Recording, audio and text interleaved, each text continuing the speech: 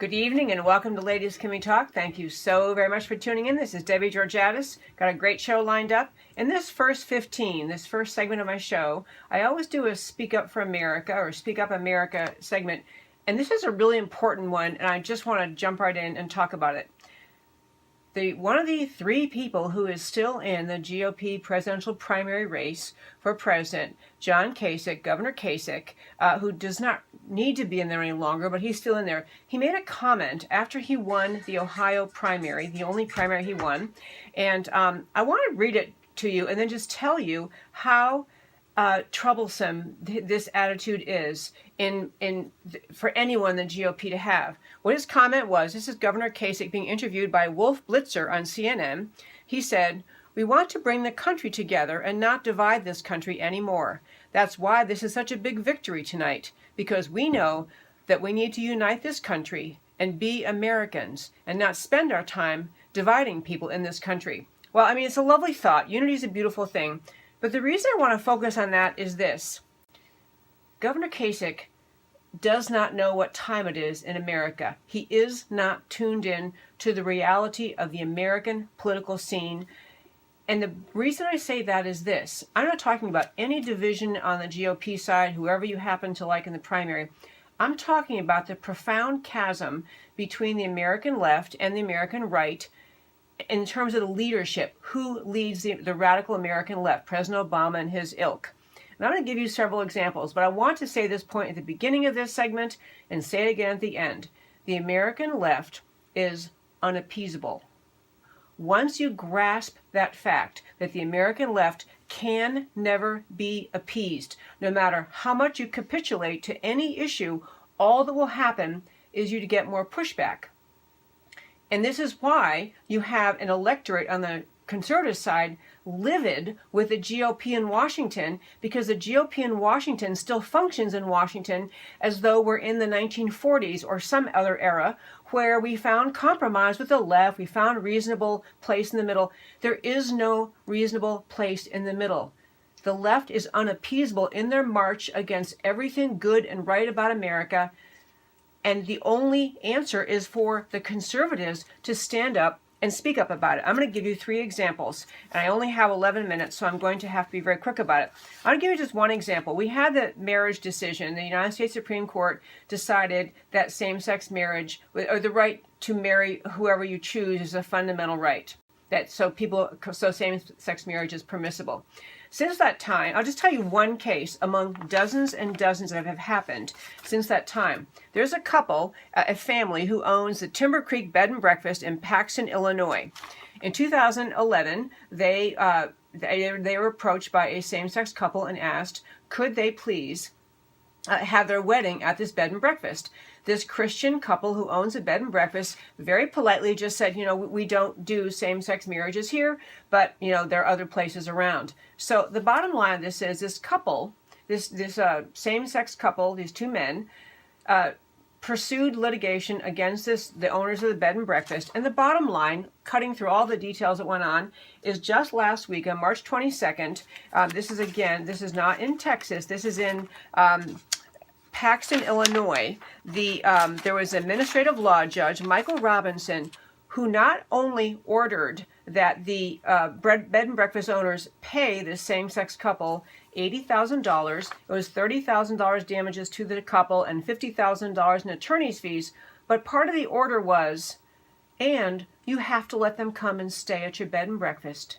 He ordered them to permit the same-sex couple to come to the bed and breakfast. Now, I don't even know if the bed and breakfast owners, there was no reason to think that they had said they would not allow people, same-sex couples, to stay at the bed and breakfast. They just weren't willing to host the wedding in their bed and breakfast. So there are dozens and dozens of cases like this, and this is one of my examples of the unappeasable American left.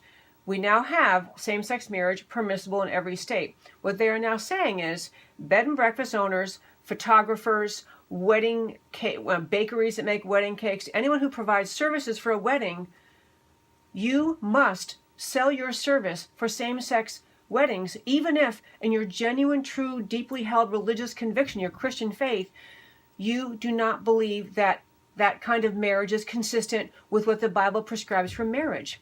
There's no room for accommodation of religious freedom in the unappeasable American left. Another example of the unappeasable American left. And that has to do where we are right now in this battle in America. It's a similar one, but over bathroom ordinances. Now, you know there's a battle going on right now in North Carolina. Charlotte, North Carolina, actually, the city passed a city ordinance saying that anyone can use any public restroom, public shower, public locker, whichever they choose, whatever their anatomical gender is, they can use whatever gender of the bathroom that they believe they are that day. It was this gender identity thing. And so, overriding that, the governor, the legislature and the governor stepped into action and said, no, we're actually not going to have adult men taking showers next to teenage girls in public facilities. This is not a good thing. Folks, this is common sense, but the left will not let this go. This is now being pushed. The governor's being sued. The state's being sued. Another example of this is this idea of socialism versus tyranny in America.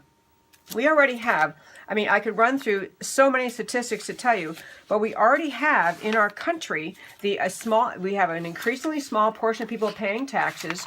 We have, socialism being the redistribution of wealth by the government. We now have 47.5 million Americans on food stamps. We have 8.8 million Americans on SSDI, disability insurance. We have the left running on the argument, both presidential candidates and the Democrat side running in the argument that the rich have too much money, they must be punished, they must be stopped, we have to raise more money, we have to increase benefits. We have masses of Americans, it's in the 90 plus million Americans not working.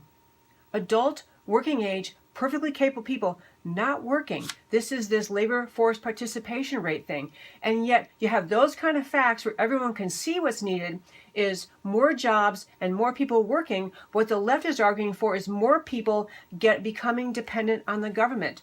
No matter how much the government collects in taxes and distributes to and redistributes to recipients of the government assistance programs, it's never enough. The left is unappeasable.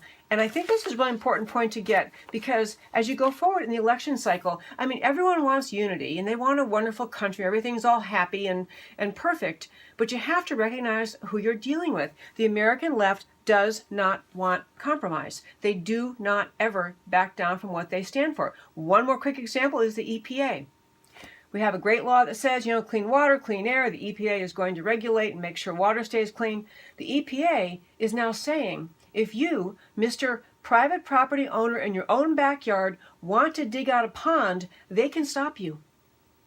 This is an extension of their obligation to keep clean water in our country. The EPA is on a relentless march to shut down the coal industry, to regulate, to truly strip farming communities in California of any value of their farming land because they're protecting some smelt fish, and we all act like this is normal. And the reason I want to get at this unappeasable stuff is this. Okay, I'll tell you a quick aside here, even though I only have a minute left here.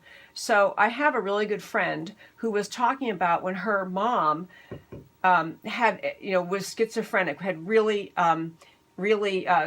just fallen off and become schizophrenic, was unreasonable. She said she finally got to a sense of peace when she realized, I can't reason with her.